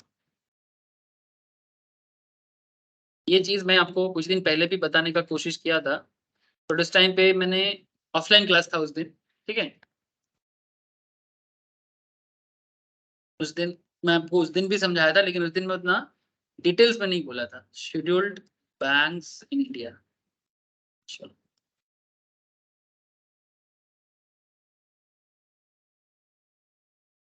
मैं कहना ये चाह रहा हूँ कि इंडिया में कितना बैंक्स है जो शेड्यूल्ड लिस्ट में है, ठीक है, जो RBI के लिस्ट में, मैं उसका लिस्ट को बेसिकली ओपन कर रहा हूँ। तो there are commercial banks as well as cooperative banks. तो मैं फिर फिलहाल कमर्शियल बैंक्स को ही ओपन कर रहा हूँ सर। अच्छा, इस पूरा बैंकिंग सिस्टम का ये देखो सर, भारत में कितना शेड्यूल्ड पब्लिक सेक्टर बैंक्स हैं देख लो, RBI के साइड में ही देख लो sir. List of scheduled commercial bank, bank of Baroda, bank of India, bank of Maharashtra, Canara bank, central bank of India, Indian bank, Indian overseas, Punjab and Sindh, Punjab national, state bank of India, UCO bank, union bank of India. ये सब सरकारी है, government. That's why इसको public sector कहा गया। Sir private में ज्यादा हो गया आजकल, क्योंकि सरकारी बैंक अपना फंक्शंस प्रॉपरली निभा नहीं पा रहे सर, करप्शन के पीछे पागल हो गया, इसलिए थोड़ा कम हो गया, नहीं पहले और था। ये देखो Axis, Bandhan, CSB bank, city union bank, DCB bank, Dhanlaxmi bank, federal bank, HDFC, ICICI, IndusInd, IDFC first, Jammu and Kashmir bank, Karnataka bank limited, Karur Vysya bank, Kotak Mahindra, national bank limited, RBL bank, south Indian bank limited, Tamil Nadu mercantile bank limited, yes bank limited and IDBI bank limited. These are private bank. Scheduled small finance bank भी है, जो small finance bank के लिए आया है sir. AU small finance, capital small finance, equity small finance, Suryoday small finance, Ujjivan small finance, Utkarsh small finance, ESAF small finance, finance Fincare small finance, Jana small finance bank, north east small finance bank, Shivalik small finance bank, unity small finance. Payment bank में post office, post India post payment bank, Fino payment bank, Paytm payment bank and Airtel payment bank. ये जो online में payment करते हैं ना हम लोग, ठीक है, उस पेमेंट बैंकिंग सिस्टम भी है जो पेमेंट ऐप के लिए बना है, इंडियन बैंकिंग सिस्टम है वो, इसमें 4 है। और scheduled regional and rural bank भी जो ग्रामीण एरिया में काम करते हैं, और कुछ फॉरेन बैंक्स भी है जो इंडिया में काम करते हैं। फॉरेन बैंक बहुत सारे हैं। रूरल बैंक एक एक रूरल एरिया में दिखता है, जैसे हमारे वेस्ट बंगाल में बोंगियो ग्रामीण विकास बैंक, ठीक है, ये बड़ा फेमस है, Bangiya Gramin Vikash bank, very famous in west Bengal, ठीक है। Assam Gramin Vikash bank, very famous in Assam. Paschim Bengal पे गांव गांव में जाओगे ना, आपको ये दिखेगा बोंगियो, स्टेट गवर्नमेंट के ऊपर बेस करके आरआरबी है, ये रीजनल रूरल बैंक। ऐसे हर स्टेट में आपको ग्रामीण बैंक दिखेगा, ठीक है। ग्रामीण एरिया में ये सब बैंक रहता है। जैसे मेरे नेटिव में ना, मेरा घर के ऊपर ये वाला बैंक नजर आता है, भाड़ा दिया हुआ है सर, बोंगियो ग्रामीण विकास बैंक, इसलिए मेरे को ज्यादा पता है। इवन मेरा जो बेडरूम है उसके ऊपर ही मैंने फर्स्ट फ्लोर में बैंक है, सेकंड ग्राउंड फ्लोर में हम लोग रहते हैं। तो कुछ लोग मेरे को रास्ते में चिढ़ाते हैं कि भाई तेरे घर के, तेरे ऊपर तो पैसा के नीचे सोता है तू, मेरे को ऐसा बोलता है। बोली तुमको भी तो सोना है तो आ जाओ, ठीक है, एक साथ सो जाएंगे, तुम भी पैसा का खुशबू ले लेना। ठीक है, तो that's a very different point sir, but मजाक से बोला। अच्छा ये देखो सर, ये सब फॉरेन बैंक्स है, लंबा लिस्ट है, 45 फॉरेन बैंक इंडिया में। इसमें से कुछ नाम आप लोग जानते हो, HSBC, Hong Kong Shanghai bank of China, DBS bank, ठीक है, क्रेडिट स्विस, ठीक है। ये ज्यादातर कोलकाता में कम दिखता है, सिटी बैंक है कोलकाता में, DBS भी है कोलकाता में, ड्यूश बैंक भी है कोलकाता में, JP मॉर्गन चेज मैंने तो नहीं देखा, हो सकता है। बॉम्बे में ज्यादा है, बॉम्बे बैंगलोर में ज्यादा है, दिल्ली में भी है, ठीक है। बाकी आप पढ़ लेना सर, जनरल नॉलेज को बिल्ड कर लेना। हाँ सर, जनरल नॉलेज को बिल्ड करना, कर लोगे ना? अरे हाँ या ना, इतना बिल्ड तो कर ही सकते हो।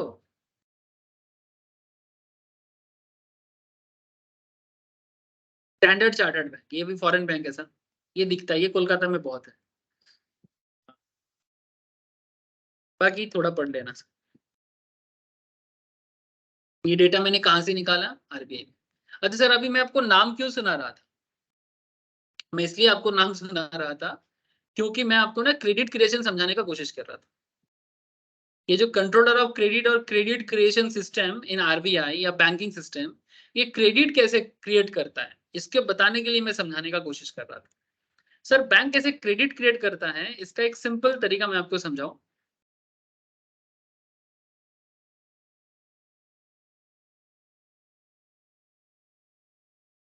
इस पूरा बैंकिंग सिस्टम को ना आप एक वन बैंकिंग सिस्टम मान, वन बैंक। मैंने ऐसा नहीं कि आप बोलोगे नहीं सर मेरा अकाउंट तो बैंक ऑफ बड़ौदा में है, कोई बोलेगा नहीं सर मेरा तो बैंक ऑफ इंडिया में है, कोई बोलेगा नहीं सर मेरा तो बैंक ऑफ महाराष्ट्र में है, कोई बोलेगा नहीं सर मेरा तो यूको बैंक में है, कोई बोलेगा मेरा तो SBI में है। सर ठीक है, सबका अलग अलग अकाउंट का नाम हो सकता है, but try to imagine for few minutes कि ये सारा सिस्टम एक ही सिस्टम, इसको कहते हैं सर कोर बैंकिंग सिस्टम। क्या बोलते हैं इसको?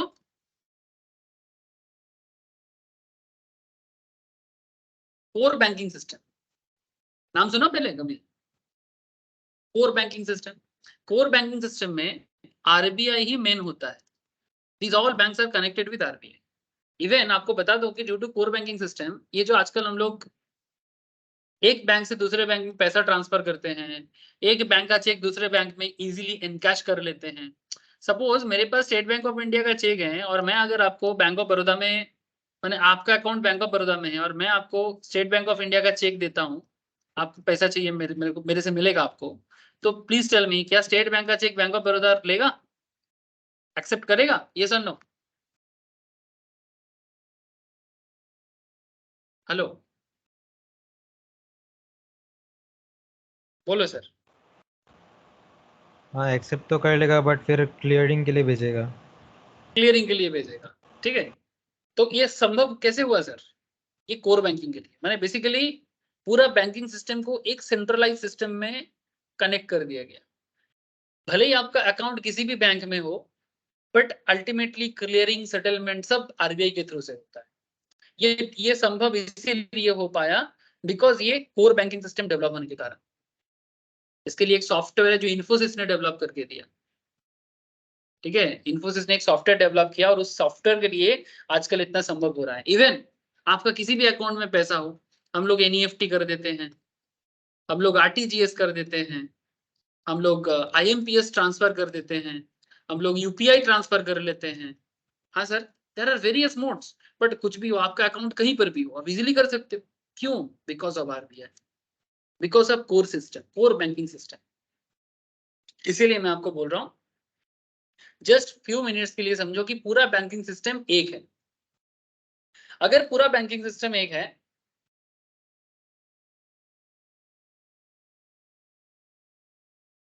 अब लोन क्रिएशन या क्रेडिट कंट्रोल को समझो।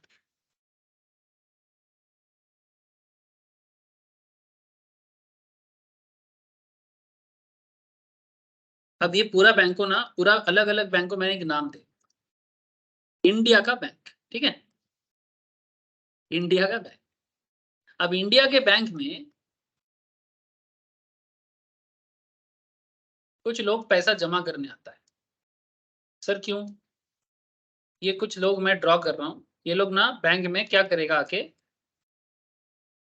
आ रहे सर चल चल के, क्यों क्या करने आ रहे? पैसा जमा कर। इसके पास 1 लाख है, इसके पास 2 लाख है, इसके पास 3 लाख है, इसके पास 4 लाख है, कुल मिला के बैंक के पास मानो 10 लाख जमा डिपोजिट। अब कुछ लोग बैंक में जमा कर दिया, अच्छा बदले में इनको क्या मिलेगा सर? इनको इंटरेस्ट मिलेगा, ठीक है। से फॉर एग्जांपल ये लोग सेविंग्स अकाउंट ओपन किया या फिर एफडी भी किया, तो कुल मिला के सेविंग्स होगा तो बैंक इसको 3% इंटरेस्ट देगा और एफडी होगा तो बैंक इसको 7% इंटरेस्ट देगा, ठीक है। तो मैं एक एवरेज मान के चलता हूँ कि बैंक का 5 से 6% इंटरेस्ट देना पड़ता है इनको एवरेज में, क्योंकि 3% सेविंग्स में है, 7% इधर है, तो मैं एवरेज में 5% मान के चलता हूँ कि बैंक 5% इन लोगों को इंटरेस्ट देता है। तो 10 लाख में बैंक का खर्चा है, 10 लाख में 5% बैंक का खर्चा है सर, ये इंटरेस्ट देना पड़ेगा इनको, ठीक है, तभी जाके ये पैसा रखेगा आपके पास। अब बैंक मेनली क्या करता है, लोगों को पैसा उधार देते हैं, यही बैंक का मेन काम। अब कुछ लोग बैंक के पास ना आ रहे हैं, इसको नीड है सर, पैसा का जरूरत है, इनके पास ज्यादा है, they have a surplus money. जिनके पास सरप्लस है वो बैंक में जमा करते हैं और जिनके पास होता नहीं है वो बैंक से लोन के लिए आते हैं। इनको बोलेंगे डेफिसिट है, इनका डेफिसिट है, तो ये बैंक में आ रहा है क्या करने? पैसा लेने आ रहा है कि भाई हमें पैसा दो। तो बैंक 10 लाख का 10 लाख तो लोन नहीं दे सकता, दे पाएगा सर? हेलो,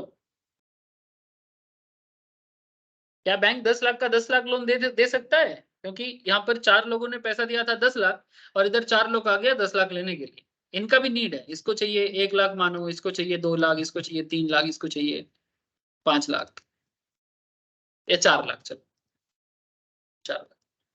अब इनको लोन चाहिए, लेकिन बैंक 10 लाख नहीं दे सकता बिकॉज बैंक को थोड़ा सा इनमें से ही सीआरआर के रूप में आरबीआई के पास एज वेल एज एसएलआर के रूप में अपने पास ही गवर्नमेंट सिक्योरिटीज वगैरह के रूप में गच्छे रखना पड़ेगा सिक्योरिटी के लिए। तो 18% एसएलआर में चला जाएगा, 4% इधर चला जाएगा, 4.5% करंट रेट के हिसाब से, बाकी पैसा बैंक उनको लोन दे सकता है। तो मोटा मोटी बैंक 7 लाख 7.5 लाख लोन के लिए रेडी है बैंक देने के लिए। बदले में बैंक इनको बोलेगा भाई 12% तो मैं तुमसे इंटरेस्ट लूंगा। नॉर्मल लोन का इंटरेस्ट अगर देखो 10-12% तो इंटरेस्ट है, ठीक है। तो बैंक 5% इधर लोगों को देगा और 10 से 12% लोगों से कमाएगा। अब एक इंटरेस्टिंग चीज क्या है कि जिनके पास भी पैसा होगा वो आके बैंक में जमा करेगा। अब देखो मैं यहाँ पर, आप बोलोगे सर ये तो सारा अलग अलग है, लेकिन मैं क्या बोला, ये पूरा देश का क्रेडिट सिस्टम है ना, कि पूरा बैंकिंग सिस्टम को मैंने एक माना, आपको भी वही मानना चाहिए कुछ देर के लिए।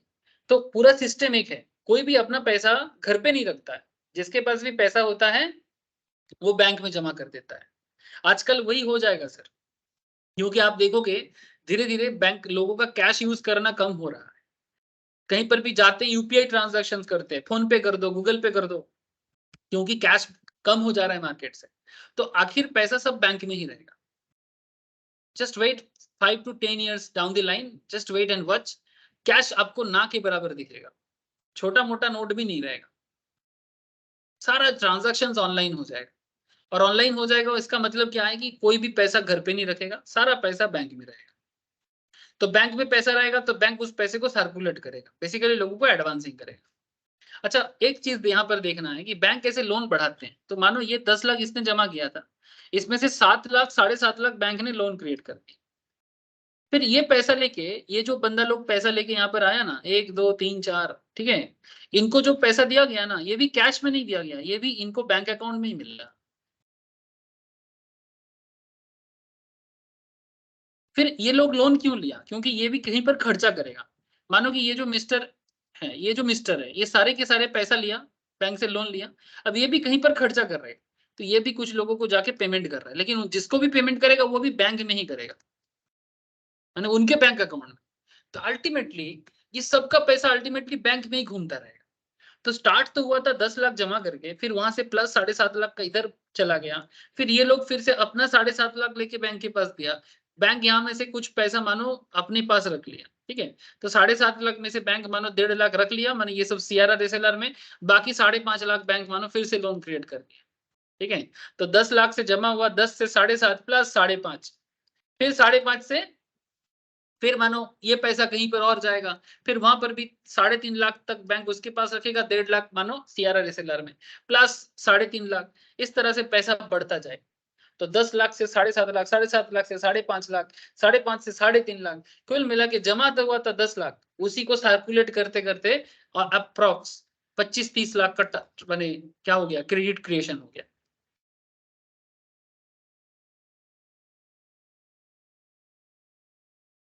माने मनी से मनी क्रिएट हो गया सर, इसको बोलते हैं मनी मल्टीप्लायर। बेटा बुझते पारा गलो, क्योंकि पैसा किसी के पॉकेट में नहीं होगा सर, घर पे नहीं होगा, कैश में नहीं होगा, सारा पैसा जितना रहेगा वो सारा पैसा अल्टीमेटली बैंक में कन्वर्ट हो जाएगा। और वो पैसा बैंक क्या करेगा, अगेंस्ट फिर से डिपॉजिट में एडवांस में दे देगा, फिर वो पैसा फिर से किसी ने किसी को देगा, क्योंकि पैसा अपने के लिए नहीं है। आपको लगता है आपका पैसा आपका है, मेरे को लगता है मेरा पैसा मेरा है, बट एक्चुअल में ना तो आपका पैसा आपका है, ना तो मेरा पैसा मेरा है, वो किसी को देने के लिए ही रहा है। हाँ सर, ये बात मानोगे कि नहीं? आपके पॉकेट में पैसा आपका है क्या? नहीं। मेरे पॉकेट का पैसा मेरा है क्या? नहीं, दूसरे को देने के लिए। सर क्या बात करते हो, हमें तो लगता है सब अपना है। सोचो तो समझ में आ जाएगा सर। बोलो बेटा, हो जाएगा। लो, how bank create credit as well as control credit.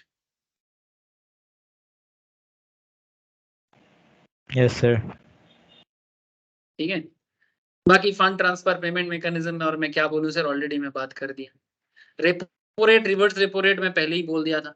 The rate at which bank borrow money from RBI, जिस रेट में कॉमर्शियल बैंक आरबीआई से लोन लेते हैं उसे रेपो रेट कहते हैं। रेपो रेट का परसेंटेज में आपको बता रहा था कि करंट रेपो रेट 6.5% चल रहा है।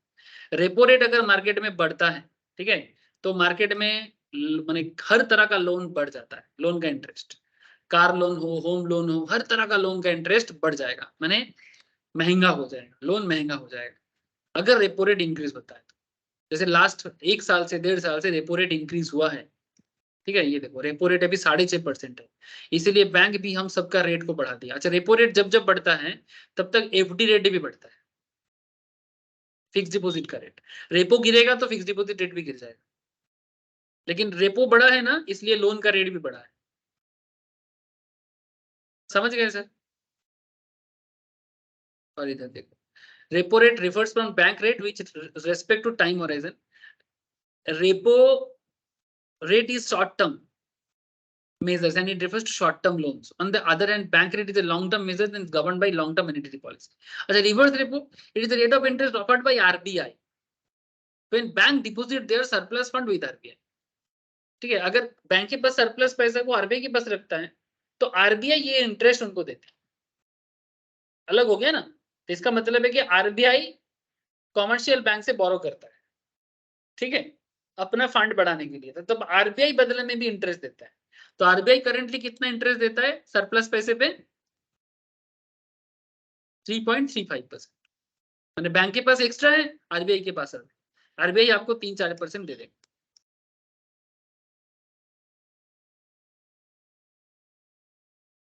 आशा करता हूं कि आप लोगों को पूरा आरबीआई का कॉन्सेप्ट क्लियर। सेबी के बारे में मैंने लास्ट दिन ही बता दिया था, प्लीज एक बार गो थ्रू कर लेना। मैं बहुत बात किया था, सीसीआई के बारे में मैंने बहुत बात किया था, एज वेल एज नाबार्ड। मुझे नहीं लगता इस टॉपिक पे आपको और कोई दिक्कत होगा, होने से थोड़ा इंश्योरेंस में हो सकता है। एक बार आप लोग ना कवर अप करके रखना, ठीक है? अगर कोई भी पॉइंट में आपको कोई भी डाउट क्रिएट हो, ask me without any hesitation, मैं क्लियर कर दूंगा। ओके सर, रेडी हो जाओ टेस्ट के लिए। ओके, थैंक यू सर, आज इतना ही है, तो नेक्स्ट क्लास में मिलेंगे। भूमिशा, क्रेश, कुणाल, सोमनाथ, शुभंकर, सुमित।